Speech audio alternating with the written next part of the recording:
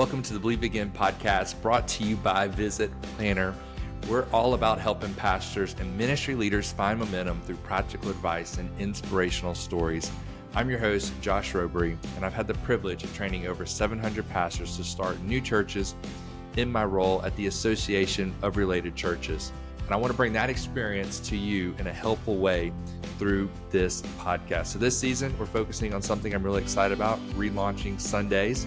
And our focus is helping churches relaunch and breathe new life into their ministries. Today, I have the honor of getting to talk to Pastor Landon Hairgrove from Oasis Church in Boise, Idaho. His church planting journey took an unexpected turn that has given him a unique perspective that can help anyone looking to revitalize their church, turn their church culture around, or someone who might be going through a rebranding experience and the pains that come along with that. So let's jump into our conversation with Landon. Landon, I'm so glad to have you on this episode of the podcast. How you doing today? So good, bro. Thanks for having me. Honor Yeah, man. Landon is in Boise, Idaho, leading an amazing church, Oasis City Church. And if you don't know, Boise is like the best kept secret. And it's not that much of a secret anymore, but one of the most beautiful places in America. Oh, gorgeous. Yeah. Well, let's get into your story here, and we're going to talk about how you guys, were in a church planning process, had a unique opportunity, and through that, you've learned some really great lessons that help people rebrand, relaunch, and even kind of relaunch culture, relaunch leaders, some different things. And outside of that, you're just a great communicator, great leader, great friend to so many people. So I know a lot of people are going to get a lot out of this episode. So, man, why don't you just take us to the beginning, Landon? How did you get started in ministry? All right, let's go all the way back. So got started in ministry, man. My wife and I, first of all, got married really young, went straight into Bible school after we got married. And then we went into youth ministry. And I know you were a youth pastor too, so it's like you understand. So we did about 10 years of youth ministry in a number of different locations, but learned a ton in youth ministry. And our youth ministries grew, and we saw God do some incredible things over the years in youth ministry. And so we really got to, we joked that it was like, we kind of got to practice, planning a church in our youth ministries.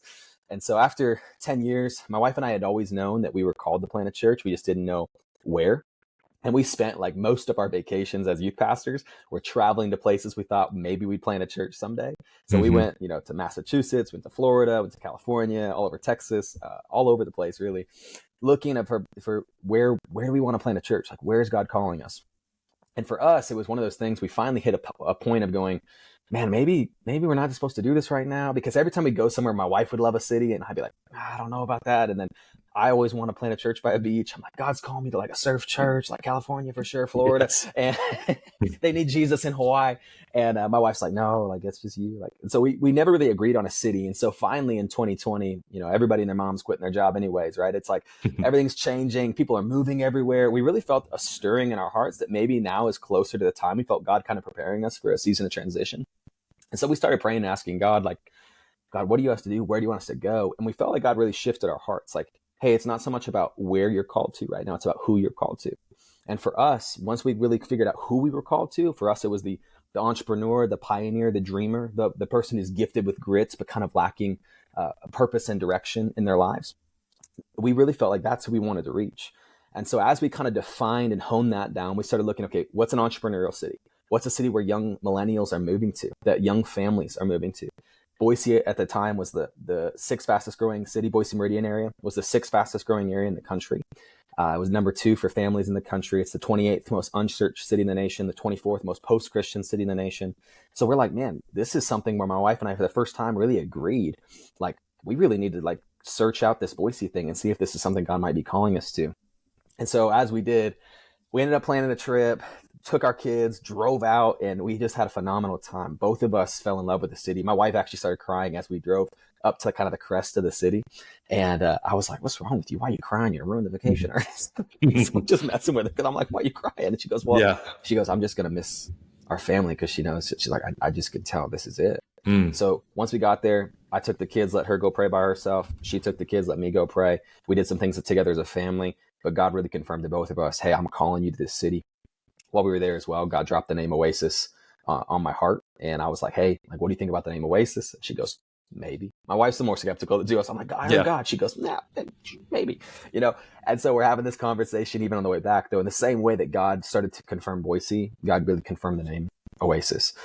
And the vision that really God started to download to us was that we were to be an oasis for the wanderer, for the lost, for the hurting, for the broken, for the person in our city who's, like I said, gifted with grit, just kind of lacking purpose and direction, that we could be a place, an oasis, a place of refreshing, hope, healing, and renewal for the city of Boise. And so we said, all right, we're going to go full send. We're going to do this. We actually kind of dated the city. We came back like 4 or 5 more times on prayer trips and just quick weekends.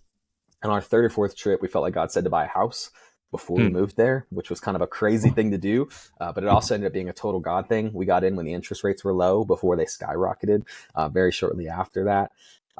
Man, just amazing things. Like God just started to line it up. So then we moved in January of 2022 and just started the process of getting to know the city. We didn't even go straight into church plant mode. We were like, let's coach our kids' soccer teams. Let's frequent the same coffee shops and restaurants. I was working a remote. I was just traveling and speaking and then working for a consulting company doing like church staffing and hiring.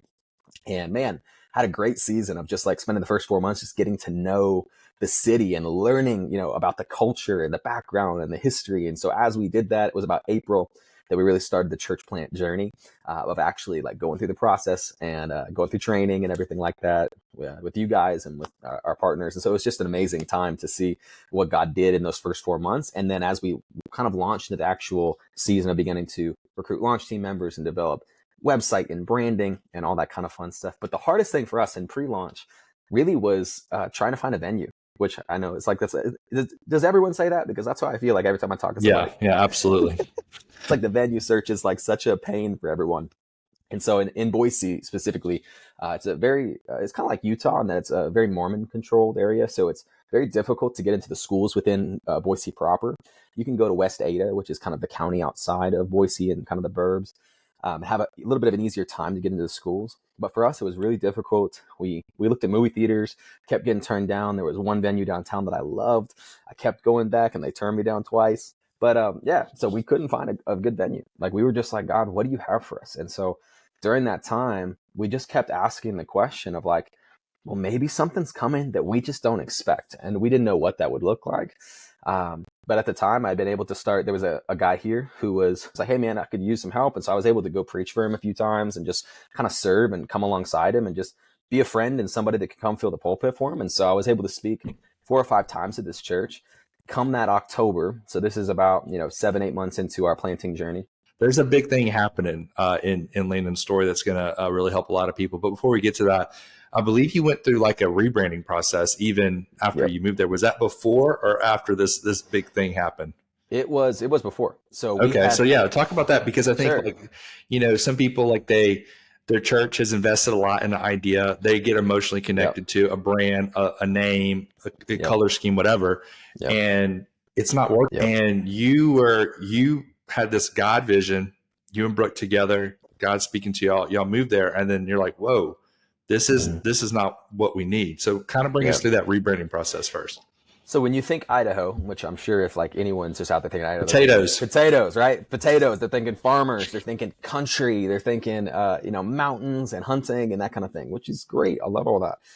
But Boise itself and the Boise region, it doesn't display that as much as you would think. And so for us, not living here yet, we had just thought, man, we know it. Like we're good. So we started, we paid our $3,000. This great design. We even come from a graphic design background, but sometimes it's hard to design for yourself. So we were like, we'll pay this really great company and they're going to do it.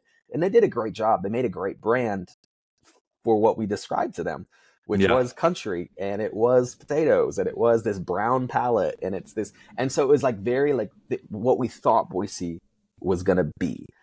Then when we move here, and the longer that we spent in the city, the more we talked to people. We met so many people from California. It's not even funny. It's crazy. Even just the feel of the city, the new things, the new shops, the new businesses coming in, had a more California, warm, summery, bright vibe. And we kept going like, did we miss it? Like, did we miss it? And we're like, well, we already spent all this money. But then we just kept having these conversations. And I finally just pulled the trigger. I was just like, you know what? Like, this isn't it. Like, this isn't who the city is. And so we need to redefine who the city is, or redefine our brand around who the city is. And so we went through a process and we cleaned it up. We got rid of it had little little serifs and cool little things coming off the logo. We tore all that away, went super minimalistic with an icon, changed our color scheme completely from the brown palettes to like orange and yellows and some bright like lime greens and this whole thing. And it worked awesome. And it really resonated with our audience. And it's been great. And so we're super thankful.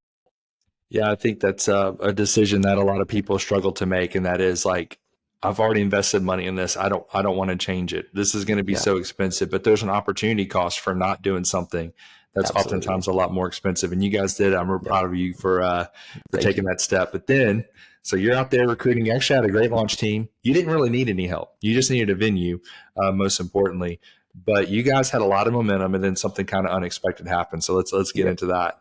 Yeah, so in October, we had gotten to the point of just going, God, what are you going to do? We had kind of a backup movie theater that we wanted to possibly use. Wasn't quite our ideal location, but it was okay. And so as we're going through the process, we're like, God, we just feel like there's something else. Like I had said, though, I had spoken for this one particular church a number of times and really developed a relationship there. Well, that pastor ends up sitting my wife and I down for dinner and said, hey, we got some things that were going on. We got to move. We got to get back closer to family. And so we're actually going to be leaving. Would you guys want to take over our church? And for us, we were just like blown away. And the wildest part of the story is months and months prior, before this ever even was a possibility, I had coffee with this pastor, and I really felt like the Holy Spirit told me in that conversation, he's going to give you his church someday. And I was just like, I thought it was my flesh. I was like, man, this is like, I got to repent. I'm not going to tell anybody. Like immediately, the only person I told is my wife. And I said, I'm only telling you this in case it's God, because it really feels like my flesh just wants his building and wants this. I'm like, and I want him to succeed. And I'm like, maybe he'll just grow. And, maybe that we'll be able to take the building at that point. I don't know why, but it was just a God thing. Anyways, we're sitting down at that same coffee conversation that I had heard that months prior. At that same coffee, he had heard, you're going to give him your church. And so now we're 6 months in advance, October, we're sitting here having this conversation. He's going, hey, would you guys want to take the church? And for us, immediately, we're like, maybe.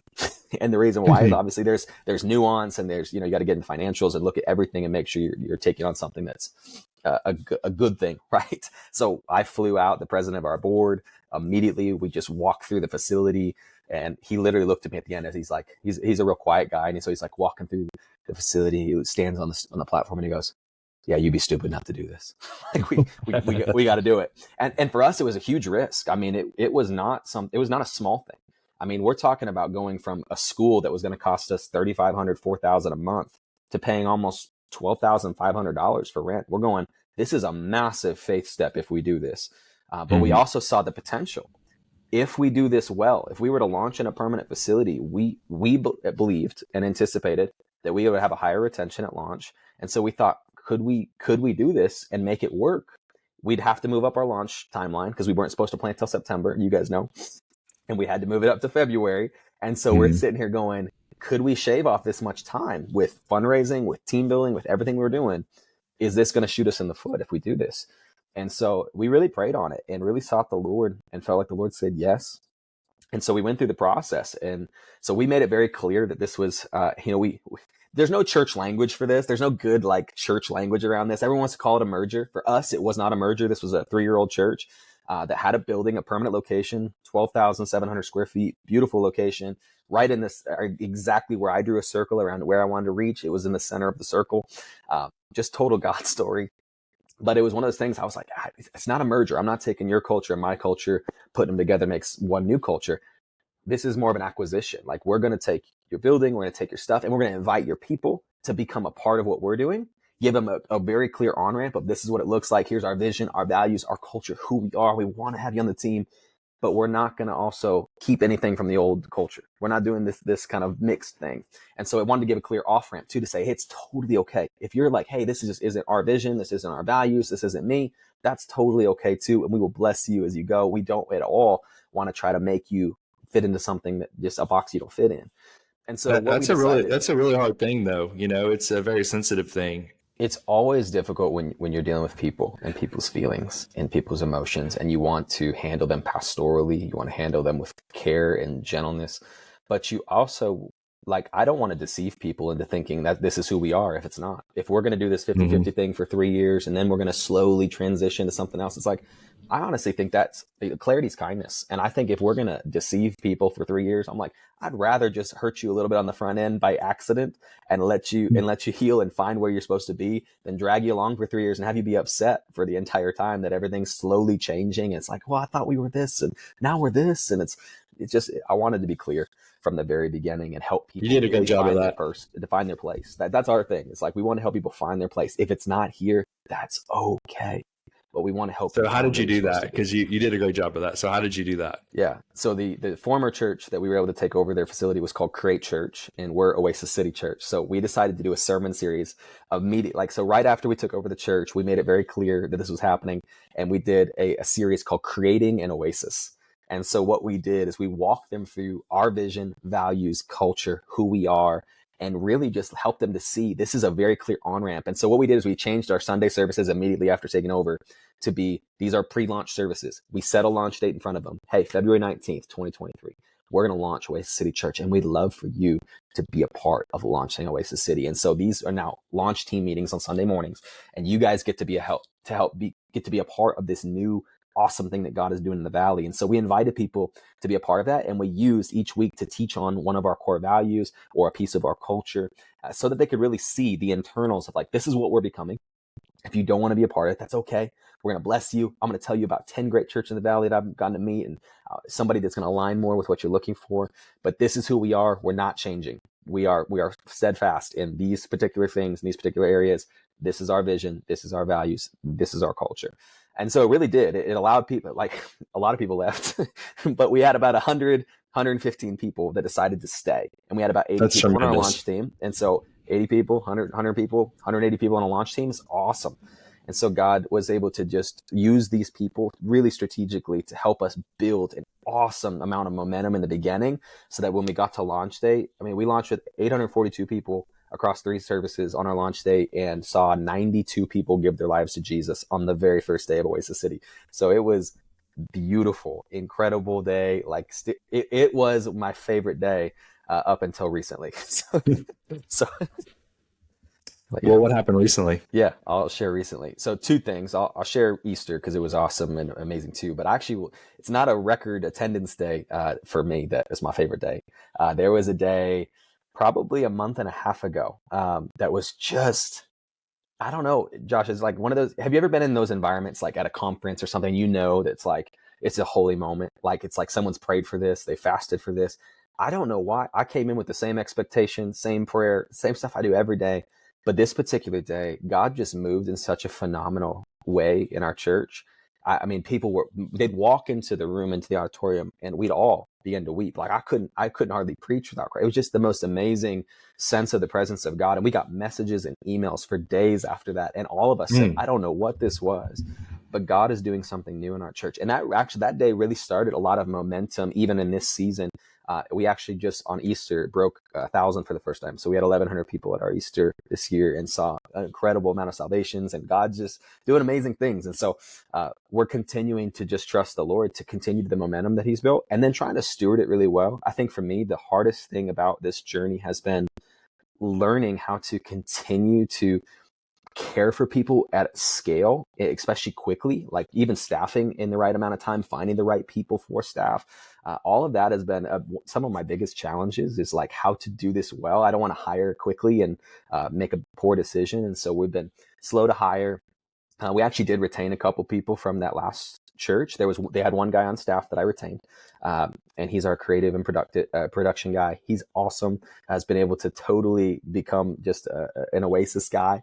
There was another guy who was a volunteer worship guy that I actually ended up bringing on staff with us, and has been doing really well with us as well. And so it's just been really, really cool to see people get on board and then continue to help us build. But now we're just kind of looking at the future going, God, how do you want us to care for these people well? What kind of discipleship pathways do we need to implement at this scale at this point to continue to grow and care for people well and make sure that this isn't just about numbers and growth? We want to make sure these people are personally growing, that they're individually growing, their families are growing, that they're getting stronger, getting healthier and loving Jesus every day. And so that's been a tension to manage, is just like how to do that really, really well in the last year. So, yeah. I love that your favorite day revolved around the presence of God, changing people's lives. That's really special. But what are some of those unique challenges that have come along in that success that maybe could help someone who's looking for momentum? Just looking at the reality of finances. And this is, so because here's the thing, you can look real successful on the outside with your attendance and your giving may not match. And for us, that was the story for the beginning. We grew very, very quickly in numbers, attendance wise.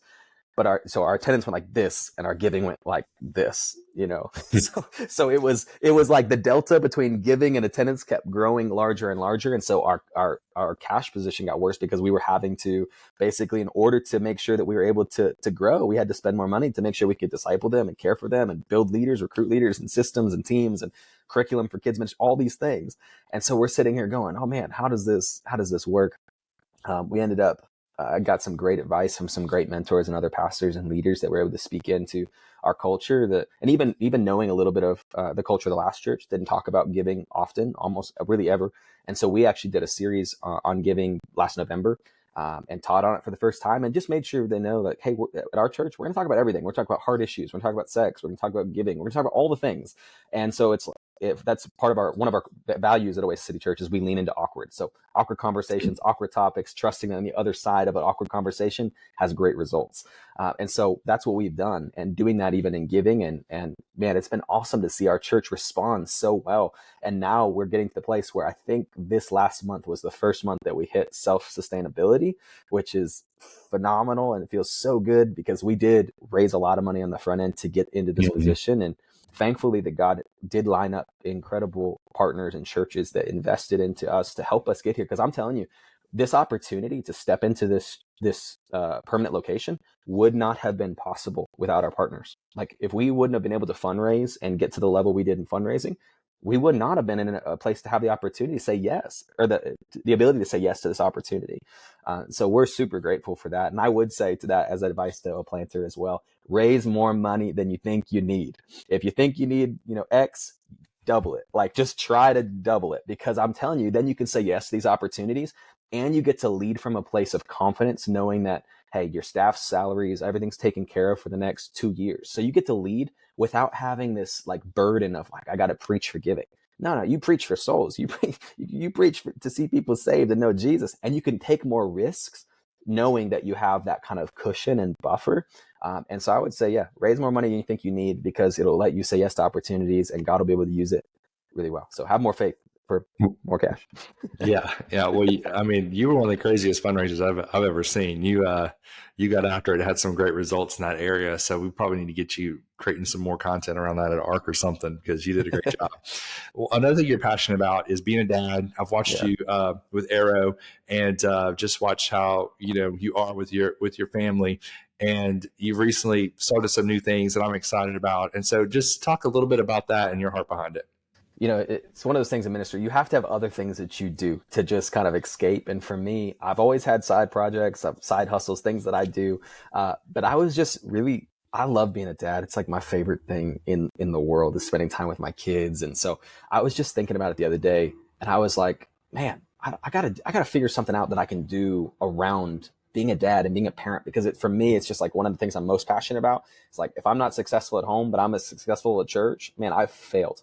I've epically failed. And I do not care if I am not known in my home and known everywhere else. That sucks. I want to be known by my kids deeply, and I want to know my kids deeply.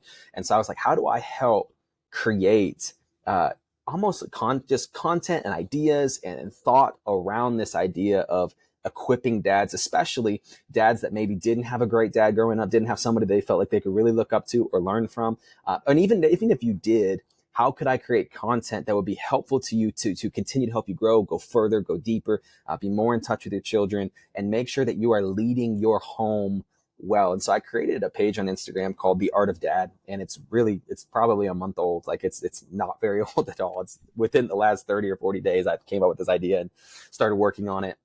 But the idea behind it is I wanted to create content. Specifically, I wanted to bring dads together that want to be an expert, a leader in their field, but also an expert and a leader at home. Like, that's what I wanted. I'm like, hey, I don't think you actually have to sacrifice being a high capacity leader to be a high capacity dad. I think you can be both, and I think you can do it well. And I think it has to do with time management. It has to do with intentionality and priority. There's a lot that goes into it, but I think there's a way to strike this balance and this tension where you can be both without just totally exhausting yourself too. And so I wanted to start creating content around some things that I'm learning. I'm not an expert at all in this. I'm actually inviting people to come on the journey with me as I attempt to learn and get better and grow. And so really right now it's just an Instagram page, but this is the first time I'm really talking about it, but I'm actually going to launch a podcast called The Art of Dad. And we're going to do that. We're going to interview dads that have done it really well and just ask them, hey, out of all the things that you've done with your children, I believe you're a great dad. I see your kids. Talk to me about all the things you've done really well, and talk to me about the things you regret the most. That if you could look back and say, man, if I could go back and tell myself at 28 or however old, 32, what would you say? What would you say to you when your kid is 10? What would you say to yourself when your kid was 6, 2 years old? And so have those conversations again to equip the dads that don't have a dad to look up to as how to be a good dad, but also to equip those who do have a good dad to continue to get better and grow in that as well. And so, yeah, Art of Dad on Instagram. Yeah, go follow on Instagram. I'm looking forward to that podcast. I'm, you know this, and we've talked about. I'm passionate about raising confident, godly kids that have influence because they know who they're created by and for. So, man, thank you so much for being on this podcast. It's such an honor to have you. You're such a high capacity leader and a great friend. Thank you, bro. And you made us better today. So thank you.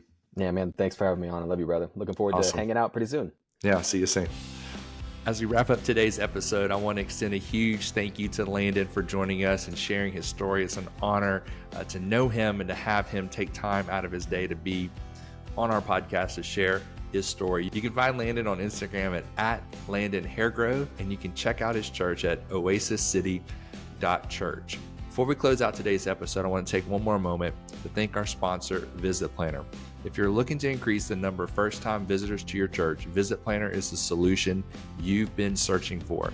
Their full-service platform combines targeted advertising with powerful engagement software to help you double your monthly first-time guests.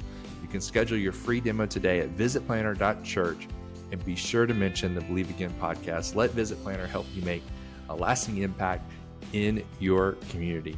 And finally, thank you for tuning in to the Believe Again podcast. If you wouldn't mind, just take a second and give us a review wherever you listen to podcasts. If you've enjoyed this episode, please share it with someone. Like us on social media. Follow us at believeagain.co on Instagram. It's been a joy having you with us today, and I can't wait for you to join us next time. Until then, keep leading and believing strong.